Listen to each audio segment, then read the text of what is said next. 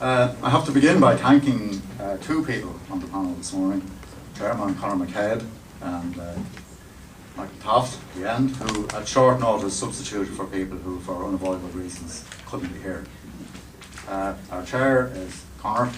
Conor's a historian, and he's working on the most interesting subject at the moment, Nama in a historical context. And I think we should... it's history already, exactly. Unfortunately not, but it should be history. And anybody who thinks to have anything that might help him in his quest for information, feel free to talk to him afterwards.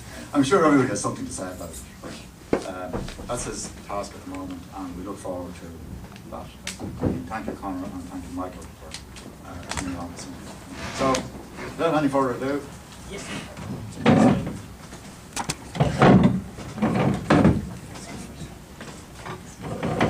And the topic of this session is the crisis of the Irish economy, and the three speakers are it's Paul Clancy, who's from TASC, Michael Toft, who is an economist and a researcher with the Irish trade union movement, and Tom Connor, who lectures in economics and public policy in Cork IT. And the first speaker is Paul. Thanks, Conor. I'm sorry, and we'll take like comments and questions after all three speakers. So, sorry. No problem. Thanks very much, and good morning. It's great to be here. I suppose just to try and kick off on this big question of the crisis of the economy, I think it's probably a truism amongst progressive, and I'm assuming that largely that's what we are here, progressives, to say that the crisis of the economy is first and foremost a crisis of society. So I want to start maybe with the question of what kind of society do we actually want. And oddly enough, I think the Irish Constitution, which has lots of problems, but it does actually sum up the answer close to perfectly. It promises to pursue the happiness and prosperity of the whole nation and all its parts, cherishing all the children of the nation equally. Over the last 30 years, however, the idea that creating a society of equals is neither compatible with economic prosperity or even socially important has really instead carried all before it. It's a view that's probably most, I suppose memorably for me at any rate, articulated by Michael McDowell a few years ago. But Tony Blair comes a close second from, I suppose, not maybe the opposite end of the spectrum, we know about Tony Blair, but going in a different direction. In 2005 he said, "I don't care if there are people who earn a lot of money. That's not my concern. I do care about people who are without opportunity, disadvantaged and poor." So economic inequality has never actually been on the agenda. And that's even though there is really strong evidence that it does matter. I suppose in the much discussed spirit level, I think everybody is probably familiar with it now, Wilkinson and Pickett conclusively show really that bad things like ill health or homicides or imprisonment occur much more frequently in the unequal societies. And we also know from Stiglitz and Fitoussi that since 1980 in most advanced countries income inequalities have surged, the median wage has stagnated while high incomes took off. And we know that widening economic inequality played a large part in causing the current international and national economic crisis. Emmanuel Saez's 2009 work called Evolution of Top Incomes in the US is really interesting. He shows the coincidence of widening inequalities with the crashes of 1929 and 2007.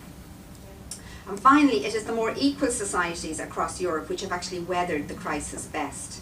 Countries like Sweden, Denmark and Norway, who have high tax, high benefit welfare systems, have been able to use these as stabilisers to their economies. So let's bring this analysis back to the Irish context. Well, as we all know, economic equality hasn't figured on the political agenda here at all. Throughout the boom, inequality in Ireland remained relatively high. We're not the worst performer. OECD comparators using those, we're below average. We are below average, but when we look at the actual figures, 5% of the population control 40% of Ireland's wealth, and the top 10% have a disposable income something like 11.5 times that of the bottom 10%. But if we weren't looking at economic equality, we were promised, of course, an ever bigger economic pie through constantly increasing growth. And while sure this would make very large fortunes for a few, it would also imply a reduction or bring about a reduction of poverty and a better standard of all for us all. Now we know, of course, that the atomised focus on economic growth did not lead to a better life for all. It is true that the incomes of most people rose above inflation, but for many others, other factors like high inflation in the private housing sector eroded any of these gains. And while absolute poverty did decline as employment, pensions and child benefit and other payments increased, even at the height of the boom, according to the ESRI, 16% of us were at risk of poverty. Now the reasons, of course, are clear. Ireland followed the low tax, low spend model. Ireland's level of tax receipts is around 10 percentage points lower than the EU 15 average. And following logically enough from this, over the period 1995 to 2008, Ireland at 34% had the third lowest average level of public spending in the OECD. Ireland was in fact in the last three, falling behind the UK and the US. And I think that has to be taken in the context that a government expenditure in advanced countries typically accounts for between 30% and 60% of GDP. Sweden, in fact, that is the highest at 59%. Now, it's also true that this comparatively low level of public spending in Ireland was at least in part because of low social welfare spending. We did have full employment and our demographics did mean fewer pensioners. And then as well, we also had low debt interest repayments and defence spending. But we also failed to use these factors to allow us to invest adequately in any number of socially desirable ways, whether it was on health or on education, on poverty reduction, on childcare, a whole host of areas. And neither did we use it to lay down a basis for a sustainable industrial development trajectory. I mean, for me, the most compelling indictment of the economic orthodoxy of the last 15 years came in a Davy stockbroker report, which was published some months ago. It's only 3 pages long, but it shows Ireland's failure to invest in core productive infrastructure. And that's a failure that has left us much poorer than comparable EU countries who had nothing like the same income. And Keynesian economists argue that during periods of strong economic growth, public spending should be maintained at a lower level than the level of incoming revenues. And the reason for this, of course, is that this restraint, of course, is to allow enough funds to be built up so that future negative shocks to the economy can be countered, and to do so without severely damaging the public finances.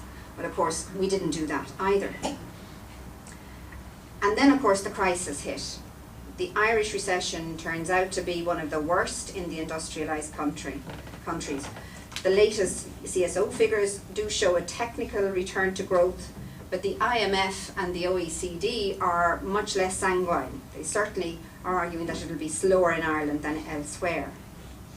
And any return to growth we do have is largely driven by multinational companies and exports and will have little impact on living standards. Irish output contracted by about 10% over 2008 to 2009, and that was primarily in domestic consumption and investment. And to keep up the list, unemployment is running at nearly 14%, and all the signs are that we have major structural problems in the labour force. And the international evidence indicates that growth this year, whatever growth we do have, will be largely jobless. A recent study, I thought of about 100,000 companies, has shown that 36% of those are considered to run a high risk of failure in the near future. And that's, of course, partly because of the around 1,000 companies that went into liquidation this year and who left behind nearly $1 billion, or something in excess of $1 billion of unpaid debt. So that's the backdrop. And therefore, what now? Now, much, I suppose, has been said about the political opportunity presented by this latest crisis of capitalism. How conditions will never be better to make a radical shift about how we think about our society. About how we can now embrace an alternative, a flourishing society where a prosperous economy goes hand in hand with economic and social equality and a sustainable environment. But it is obviously becoming worryingly clear that the now very obvious failures of the past will not lead automatically to the adoption of a radically different alternative. If anything, we're facing fundamental attacks on many of the gains hard won in previous decades. Minimum wages, levels of unemployment benefit, child benefit, pensions, almost any area you can think of. So the "we are broke" mantra is really trumping all other considerations. And it's a mantra that lends itself really easily to propaganda and to manipulation, and which can give rise to fear or desperation. And of course there's plenty of reason to fear. Because of the massive increase in the unemployment rate and the collapse in GDP itself, public expenditure is set to escalate dramatically as a proportion of GDP. The IMF forecasts that Ireland will experience the largest increase in the government expenditure GDP ratio of any OECD country. And of course now we have to factor in the cost of the banking crisis, which is being absorbed into the exchequer deficit. And to put that cost in context, the money that has gone into Anglo and Irish Nationwide means that it is now the fourth largest spending item in the public finances after health, social welfare and education. 4 billion will be spent each year for the next 10 years. So how do we respond to this crash, and how can we use the opportunity it presents to further the equality agenda, or at the very least prevent its further erosion in the immediate future? And it seems to me that there are at least 3 things that we need to be doing. We need to win the ideological argument about the assumption of a negative relationship between economic growth and equality. And secondly, we need to effectively address the "we are broke and can't afford equality" argument. And the third thing is, I think we need to at the very least hold the line to protect the public services that we do have, and particularly the universal elements of those services. So taking the first of these, the need to take on what is essentially an ideological argument about the supposed trade-off between growth and equality. The assumption of a trade-off follows from the argument that more income equality requires higher levels of public spending. Higher levels of public spending mean higher levels of taxation, and higher levels of taxation will reduce investment and harm enterprise. But there is as much evidence in the economic literature of a positive relationship between economic growth and spending as there is of a negative one. My colleague here in the audience, Tom MacDonald, has just written a discussion paper that reviews all of that literature on this relationship and quite effectively to show this. And the relationship, I think what his analysis shows is that the relationship seems to depend on where that spending is actually directed. For example, expenditure on education is positively related to economic growth in the long term, although not in the short term. And certainly, I suppose, the Nordic countries, again, are an example of successful economies. In these countries, high levels of productivity and economic growth are entirely compatible with high levels of public spending and high levels of taxation. And then moving to the second point, even if we win the argument that equality is a good idea in principle, we also have to take on the "we are broke and we can't afford it right now" line. And of course there is no denying the crisis in the balance between state expenditure and revenue. But it's a crisis that requires a radically different fiscal framework to the one being pursued. And the annual budgetary process provides us with an opportunity to do this. The budgetary process is central in setting out the parameters of public expenditure, investment and taxation. And the budget also plays a significant role in the organisation and distribution of society's resources. So in advance of Budget 2011, for example, in my organisation TASC, we're working to produce or to provide the evidence that will support a different set of economic choices. if of course there is the political will to take them. These choices, if taken, could put the economy on the road to recovery while also starting to address the high level of inequality that exists in Irish society. Economic and equality objectives, I suppose the argument we're making is that they are not mutually exclusive, even in times of crisis. And the third point, and linked to the last and the final one on this, is we need to broaden out the discussion or the understanding of what constitutes economic inequality. Economic inequality is not purely a function of income inequality. It is determined by a range of factors, whether they're asset ownership, wealth, taxation, costs, and critically availability of and access to public services. Now this last is an area which is obviously under extreme pressure, and it is going to be again in the budget this year. Last year, starting in the run-up to the budget, for example, we had the attack on child benefit. This year, in the last weeks, we've seen proposals for the introduction of workfare, as though the problem was the unemployed rather than unemployment. And then there's the ongoing battle about fees for third level education, while leaving untouched state support for fee-paying second level education. Before that we had the row over medical cards for the over 70s, now switched to kite flying about a reduction in the old age pension. And both of these are around while leaving relatively untouched the two-tier approach to health and to pension provision. So against this background, I think it's really important to restate the link between universal public services and equality. While egalitarians usually favour free access to public services, some think this policy to be counterproductive. The contention is that free access primarily benefits the middle classes, and the middle classes, for various reasons, work the system better. I suppose the fact that we know that there are thousands of people earning 100k who pay no tax at all is kind of proof of the capacity of those who earn high incomes to work the system. But nonetheless, universal access to public services and benefits, as practiced, for example, in the the Scandinavian model, actually does promote equality, and in a significant way. In fact, the greater the universality of access to free public services and benefits, the greater the redistributive effect. The universal system of cash benefits, that's particularly pensions, reduces income inequality. And the universal system of free public services serves the more long-term end of reducing inequality in life chances. And this works because, first, the empirical evidence indicates that where the services on offer to the poor are of adequate quality, tighter means testing is simply unable to keep away the middle classes.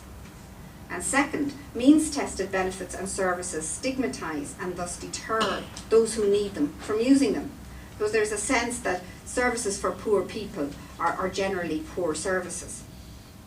The fact that middle and higher income groups access universal public services makes it easier for low income groups to retain a sense of dignity when accepting welfare benefits. And of course, third, the universality debate is not really just about hard statistics, costs or take-up or outcomes. Swedish political scientist Bo Rothstein argues that institutions and public policies which treat us all as equals create generalised trust. And trust, of course, is a key characteristic of more equal societies. And fourth, universality gives middle and higher income groups a sense of tangible benefit from the taxes they pay, and therefore a motivation to defend the survival and quality of public services when they come under threat. So just as a coda in conclusion to what I've just set out, I think the political challenge is how all this information and analysis can be transformed into policies that generate political support and then in turn into concrete and measurable change. And I do think that there are a couple of encouraging signs, notwithstanding, I suppose, what seems to be an overwhelming and unstoppable direction of current government strategies. Now here's a quote: "The success of our economic recovery will not be judged exclusively by our ability to return to economic growth and fiscal stability. It will also be judged by our capacity to emerge from our current problems as a more just, socially inclusive and equitable society." And that's a quote from Fianna Fáil Minister Pat Carey just this week. So, however cynical we can be about this statement, there is a growing public perspective that inequality is important. Every year, we've been doing it now for 3 or 4 years, and every year the Task Equality Survey asks people how concerned they are about income inequality. And the 2010 survey results just this summer show that 8 in 10 people, and that's an increase over the previous years, are now concerned about economic inequality. And many, including high income people, actually want the state to take an active role in doing something about it. And the second encouraging sign, and perhaps the more tangible one, is that there is a growing appetite among progressive NGOs and campaigning organisations and trade unions and political activists to mobilise behind a new common agenda. I see more efforts to link specific issues and organisations behind really a drive to create what will be a compelling macroeconomic case for organising our economy and society along radically different lines. And in fact, generating this case is what task my organisation was set up to do, and what's trying to do. And I think it's further encouraging sign, certainly for us, that we're now getting support, not just financial, but in many other ways, to do this work. But it remains a big challenge, and there's no security that even working collectively we will make any difference. And of course there's many reasons for this. Lack of resources is one. The fact that Ireland's political culture is a difficult nut to crack is another. And of course even successful efforts do take time to bear fruit. But nonetheless, we obviously need to do much better, faster. As the clock ticks down towards a change of regime, it really is imperative that we collectively as progressives work to ensure that that new regime is actually worth the change. 30 seconds, I promise. It's almost inevitable that it is the Nordic countries, again, that provide some kind of guide, practical guide for us to follow. 3 of the 4 Nordic countries have right or centre-right governments at the moment, currently in office, just as we do. The exception is Norway. Norway changed its right-wing government 5 years ago and elected a centre-left coalition.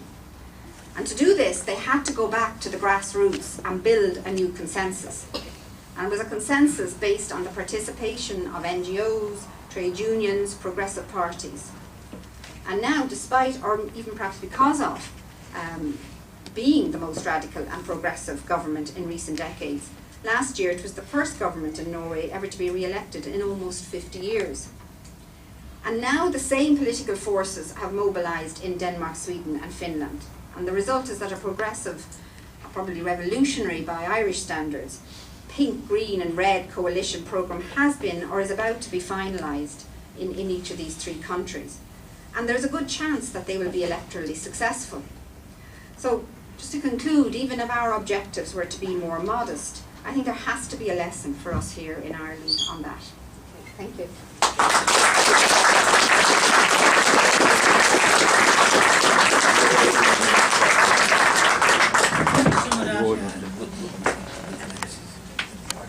Okay, and Michael Taft is our next speaker.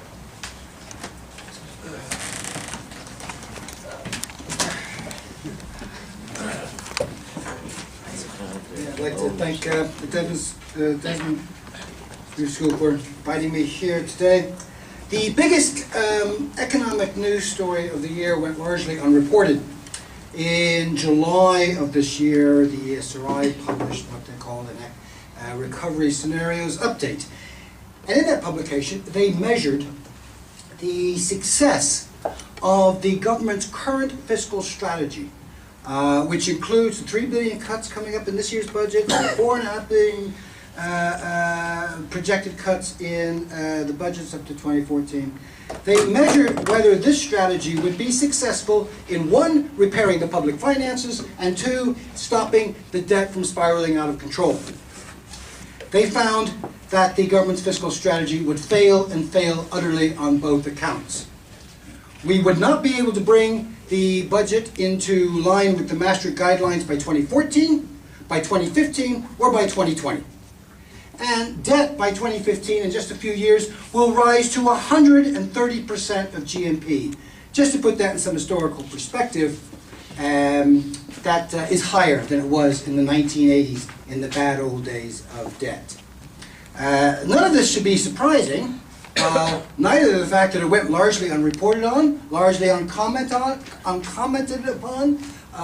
If this finding had come forward, obviously it would have provoked a debate of maybe, well, is this working? Is this working? Because there's only one criteria which the government is pursuing its strategy. It's not to stop employment from falling. It's not to stop consumer spending from falling. It's about the deficit, deficit, deficit.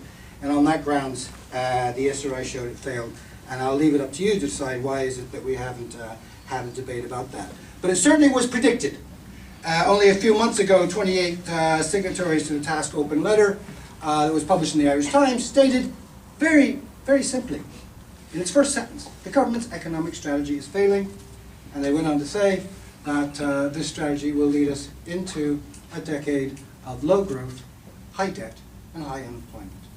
So it's not like people haven't been warned. I don't intend for the next 15 minutes or so to do an autopsy of the government policy.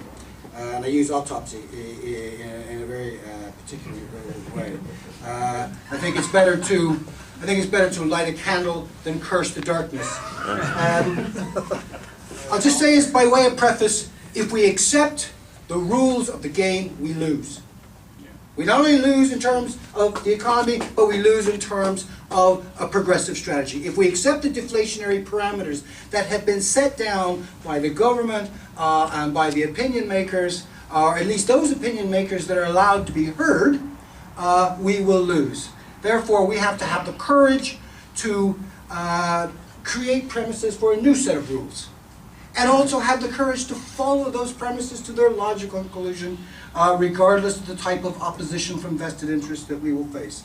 I want to just look at 4 areas very quickly. I'm going to move through it very quickly, and hopefully it might be able to provoke some debate afterwards. But the first area is about a new fiscal strategy. Let's be clear, just as the ESRI measured it, the deflationary strategy of public spending cuts and tax increases on low and average income earners are not the solution, or even part of the solution. They're part of the problem. There should be 3 new principles for a fiscal strategy. The first one is investment, investment, investment. That is the key to creating jobs, to creating a stronger physical and social infrastructure that can improve our productivity, improve our competitiveness. Investment is not a cost. If it was a cost, no business in the history of business would have ever bothered to invest. Now, this investment that I would suggest is not just bricks and mortars. There's this kind of dismissal. Oh yeah, bricks and mortars, you know. No, it is about an economy and social-wide investment program that, yes, includes bricks and mortars, and includes rolling out next-generation broadband. It includes a state-of-the-art waste and water sewage system. It includes investment into our skill base, training our skill base, in particular our indigenous managerial skill base, which doesn't get a lot of attention. Investment is an across-the-board activity about raising the productivity and the capacity of the economy, which will then create returns over the years, but in the first instance will create jobs in the short term. The second principle is to drive fiscal consolidation in the least deflationary manner possible. There is good fiscal consolidation strategies, and there are bad ones. The government is pursuing a bad one. We must put forward the best one. And again, not something that enters into the debate much, but the ESRI has actually produced 2 papers in the last year, modeling different fiscal measures, either tax measures or spending cut measures, and in both papers, there is no equivocation. It's not open to misinterpretation. It is far less deflationary. It is far less of a negative impact on employment, on consumption, on business output. It is a far better course to pursue fiscal consolidation through taxation rather than through spending cuts. And because of that, the exchequer yields higher savings. I would go even further. I would state that next year, and possibly even the following year, even though, yes, we do need to build a long-term program of raising tax revenue throughout the economy, I would suggest that because of the fragile state of the recovery, that fiscal consolidation through tax increases should largely impact on high income groups to protect domestic demand. If we do something like we did in April, where we hammered low and average income earners with levies, then we risk undermining domestic demand and setting off a new deflationary policy, new deflationary cycle. And thirdly, in terms of fiscal strategy, we must begin to remove the deflation out of the economy. There's some comments which are just so profoundly illiterate in economic terms, it beggars the imagination. One of the favorite ones, and there's so many to choose from, is, well, we have to get these spending cuts over and take the pain up front. And then once we've taken the pain up front, we can go on and grow as an economy. It assumes that an economy is like visiting a dentist's office, you know. The fact is that spending cuts not only depress growth in year one, and this is old model, this is nothing new, I mean, first year economics students learn this, it also depresses growth throughout the years. That's the purpose of a spending cut. When you are trying to take the heat out of the economy in traditional Keynesian terms, you cut spending because it just doesn't impact in year one, it goes throughout the year, it goes through all these years. And in fact, in a number of spending cuts, the deflation actually accelerates. It gets worse. So what we have to do is start removing that deflation now, and that means restoring public spending cuts. That means restoring cuts to social welfare recipients, to public services, and in the first instance, to public sector low-paid workers. We can't restore all the cuts in the next budget, even if you had a progressive government. It could not be done in the first budget. It couldn't be done in two budgets because so severe have been the cuts. But we can make a start and we can give people hope. I'm going to move on to the other points. If people want to ask me where do we get the money for this, I can spend another 15 minutes talking about that. The second area to look at, and I'm just going to touch upon this, is that we are going to have to build indigenous enterprise. Everybody kind of says it. Everybody's been saying it since the 1930s. Sean Lemass put his head through the wall on a number of occasions trying to do just that. But there's this idea that if we just get our public finances, right, then all of a sudden these indigenous enterprises will bloom like 100 flowers. Let's actually look at the scale of the problem. There is no forecast either from the ESRI, Oxford Economics, IMF, there is not even the government. There is no forecast that suggests that we can return to pre-recession levels of employment. In other words, the level of employment that we had in 2007, that we will able to get back to that point before 2020. And some of them are suggesting 2022, 2024. In other words, we are looking at a decades-long job recession based on the forecast today. Secondly, the idea that somehow jobs are going to magically appear. 60% of the job creation between 2000 and 2007 came from construction and from the broad public sector service areas, public administration, health, and education. And that's not counting financial sector, and that's not counting the job creation that was built on that demand. That is not something that we're going to be able to return to. Neither is FDI going to save us, foreign direct investment. I'm actually a big fan of legitimate foreign direct investment because I would not like to rely on our native entrepreneurs to get us out of this mess. I think that we can use good, legitimate, wealth-creating foreign direct investment, but it is not going to be as labor-intensive as it was in the 90s. There are two areas I suggest we look at, and I will touch on them just very quickly. First off is public enterprise. Again, this debate is just very strange. Everybody's saying, oh, we must build up indigenous enterprise, we must build up native enterprise and all that. And what's the first item on the agenda? Breaking up and selling off some of the most successful indigenous enterprise companies we have. That's the nature of this debate. I would argue that we should put forward a program that is not just about a defensive program in terms of anti-privatization, that we have to fight that battle, but also promoting public enterprise. And promoting actually, and also being much more creative with the idea of what public enterprise is. There's one model, the model of a company owned, the one shareholder is the minister, but there are other different models, and you can look at them through, actually in the US, which has a number of public enterprise companies. They're called municipal enterprises. They don't just run parking lots, they run hotels, restaurants, real estate companies, by the way, newspapers, and banks. They are involved in the traded sectors. There's no reason why we cannot launch public enterprises which have the involvement of workers and even have the involvement of private capital. I'm not going to get dogmatic about this, as long as the public enterprise sphere to leverage in private investment to create different models to go forward. Because if it's about in building an indigenous enterprise base, it is a sad thing to say, oh no, we only want to build private, not public.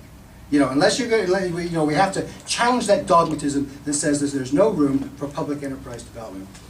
The second thing in terms of building an enterprise base, and I'm not going to just going to refer to this because I think Tom is going to be discussing some of this. He's done excellent work on progressive economy about government support for spinning out high knowledge companies. But there is an industrial policy report that has haunted for the last 30 years every industrial policy report that came in its way, and that was the Telesis report. And they had a number of recommendations, but key to this is that if Ireland really wants to grow its economy, it must end its reliance on foreign direct investment. That, by the way, doesn't mean stopping it, but what it must do, it must promote indigenous enterprise companies, and what the government should do is select 75 to 100 companies, mobilize the resources, mobilize the workers, mobilize the skills behind those companies so that they become internationally competitive. Now, this was not produced. This was not produced by a workers' cooperative or some kind of left-wing trade union group. This was proposed by that most revolutionary of bodies, an American international management consultancy company. And they said that was the basis on which to go. I think that actually when I read some of Tom's stuff on this, I hear echoes of Telesis. I don't know, maybe you say it's not quite the same thing. But it is about mobilizing not only state support behind enterprise companies in a rational way, but also doing something else, and that's including the workforce and the trade unions involved as part of that mobilization and other stakeholders. There's an old-fashioned word for it, it's called democracy. Third, banks. I'm not going to spend a whole lot of time on this, but let's play a game. Let's assume that NAMA comes out right. Let's assume that the banks are successful in cleaning up their balance sheets. Don't ask me why, this is a game. Maybe it's sorcery, I don't know. But let's just say. Because we hear this mantra, if NAMA can kind of clean up the balance sheets and get all these banks working, then the banks can return to investing in the productive economy. Oh, does that mean before the property boom that banks invested in the productive economy? Well, I missed that meeting. Glenn O'Brien back in the 1950s said there was no such thing as an Irish bank. If you define as Irish bank as an institution that takes deposits off of Irish farmers and Irish workers and reinvests it back into Irish business, he said it doesn't exist. There were institutions, banks, that took deposits off Irish farmers and Irish workers at the time, yes. And they, of course, went off and bought the most safest of investments at that time, UK Treasury securities. Frank Aiken tried to wanted to launch a bond after the war for infrastructural development. 5 minutes. Not only for infrastructural development, but to get people back to work. The Irish banks refused to buy the bond. He accused them of economic treason, and he threatened to nationalize them. Guess who won that battle? There have been other people, like Professor Sean O'Ryan, who's on the Task Economist Network, who identified the sources of investment behind Irish native high-tech firms in the 90s. He did an analysis in the 90s, an excellent an excellent paper in the Economic and Social Review, and he found that banks weren't there. In fact, the main driver of high-tech high-tech investment behind the high-tech firms was the state. And again, similarly, Patrick Honohan, before he became central bank governor, wrote a paper in the SRI and tried to assess the involvement of Irish banking in the first phase of the Celtic Tiger boom in the 90s, the good phase. And he found that actually Irish banks were not there at all. The fact is, Irish banks have rarely ever been a participant in investing in the productive economy. They've gone for safe investments, and then when they could get the government to pump up property bubbles, as they've done not just in 2000, but throughout the decades, something which the chairperson Connor here has written about in some detail on Dublin Opinion. So what we need are public banks. If we believe, that's not to exclude private banks, but we need new public banks. If we believe that credit is actually a social utility, we must argue for public banks. We can have a different debate of what that architecture looks like, but I would suggest, for instance, that there should be a public enterprise retail bank to compete with Bank of Ireland and AIB, because I think the last thing we want to do is go back to a situation where there's an effective monopoly between the two banks. Let's give them some competition. I think that's what capitalism is supposed to be about. And that should be a public enterprise bank that competes with them, but also we need specialist banks, business banks, long-term financing banks that will partner not for short-term return, but long-term return, infrastructural banks. Those banks exist throughout the world. Finally, the last point I'd make is wages and income. I just want to make 2 points. I mean, I think that Paula referred to it, referred to, you know, how countries that maintain a more egalitarian distribution of income are better able to weather the storms. To give you one idea, consumer spending has fallen in the Eurozone during the recession by less than 1%. Less than 1%. That's a result of kind of the stabilizers and, you know, ensuring that people who have lost their jobs still have access to money to keep the economy going. In Ireland, it's fallen by 10 times that. It's fallen by 10%. That's because our system doesn't work. There's this myth that wages are somehow too high. They're uncompetitively high. I'm not going to spend much time on that. There's been a number of people who've written about that on Progressive Economy, Francis Bronick and Paul Sweeney. It is a myth. There is no database available. EU PLEMS, Eurostat, US Bureau of Labour Statistics, that will bear that out.